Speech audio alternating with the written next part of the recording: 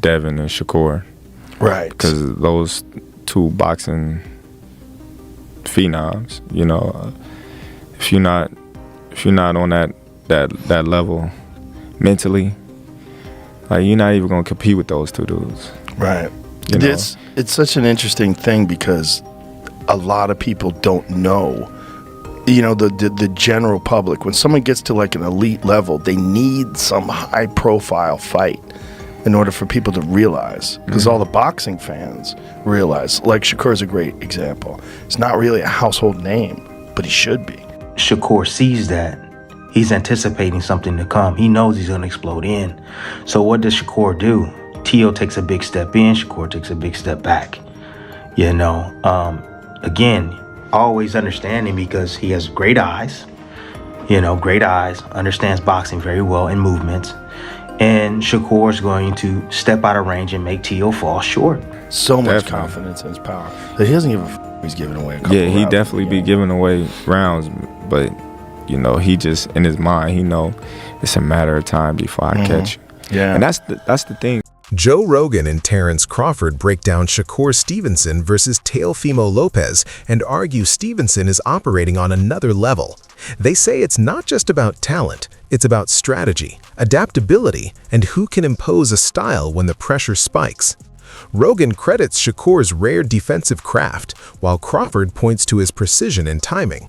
Together, they see a fight that will settle something real, as both men bring elite skill, intelligence, and heart into the ring. But he should be. I mean, he's an elite fighter. He's so f***ing good. But he needs like a big, high-profile fight, like Gervonta did, you know, against Nobody Ryan want to fight Garcia. him. Right. Nobody want to fight him. Yeah. And I see why. You know, I get it. But at the same time, you know, they're going to have to see him sooner or later. No matter what, no matter how far they go, they're going to have to see him sooner or later. So, you know, all these fighters, you know, he's calling out everybody. He's calling out the Pitbull. He's calling out Lomachenko. Yeah. He's calling out Devin. He's calling out, you know, Tank. He's calling out everybody. Yeah. And he want to fight everybody right now. Right. You know, and that's a dangerous man when you know how talented he is. And he's motivated. He's focused.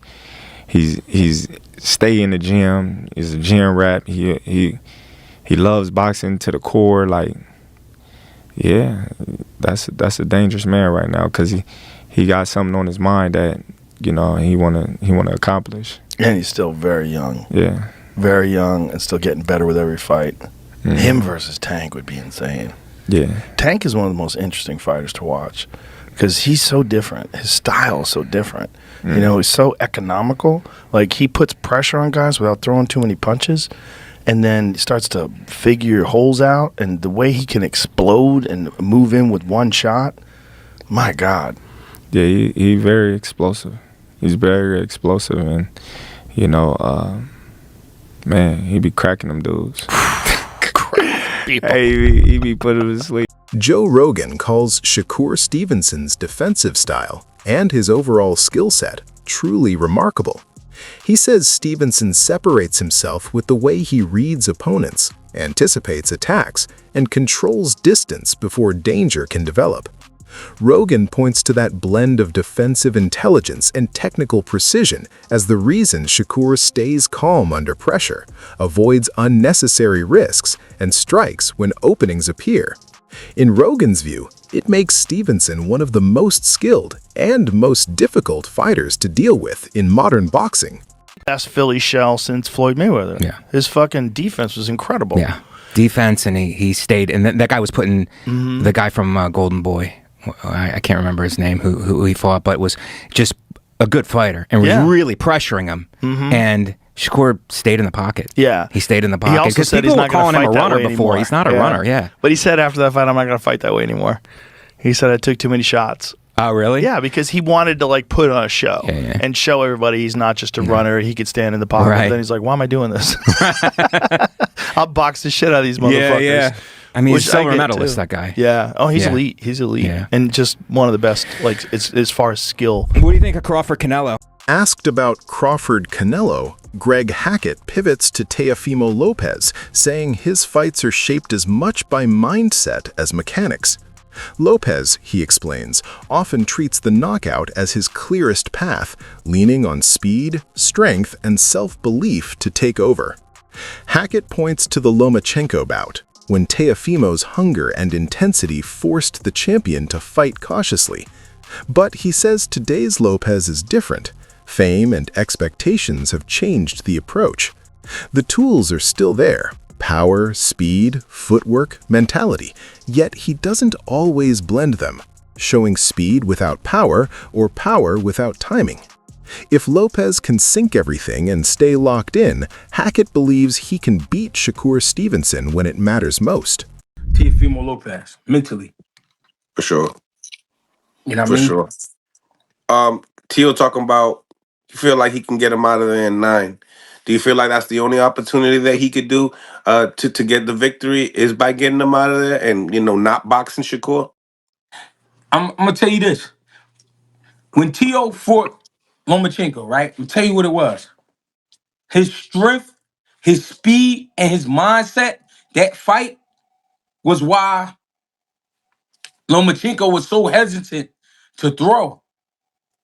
Teo could do the same thing to Shakur, but now it's a different day.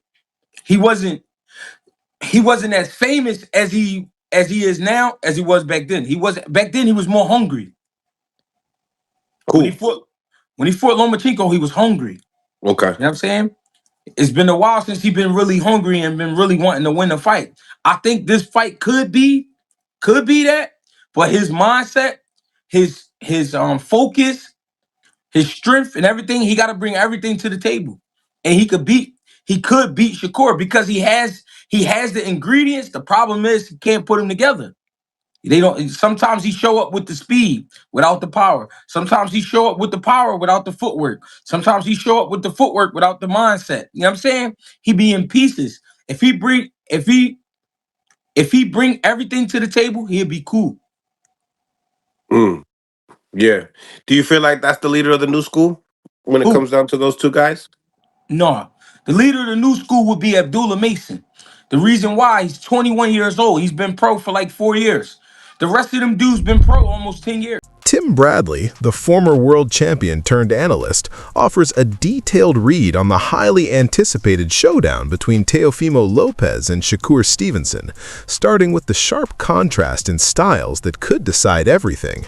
Lopez, Bradley explains, is built on explosive, twitchy movement, short, violent bursts that generate serious power. He can fire rapid combinations and flow between offense and defense in the same beat, making him dangerous, unpredictable, and fully capable of flipping a fight in an instant. It's the aggressive, dynamic approach that has helped cement his reputation as one of the division's hardest hitters.